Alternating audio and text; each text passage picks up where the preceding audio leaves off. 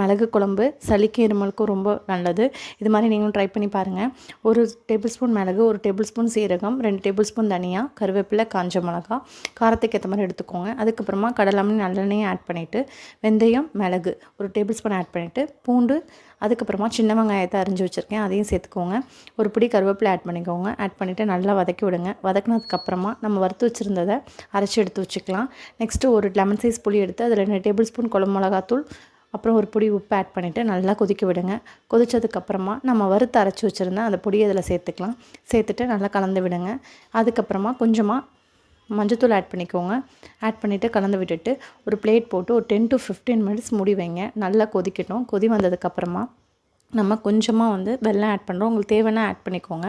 Add பண்ணி கலந்து விட்டுட்டு இறக்கிடுங்க. ஒரு சூப்பரான டேஸ்ட்டில் மிளகு குழம்பு ரெடி ஆகிடுச்சு.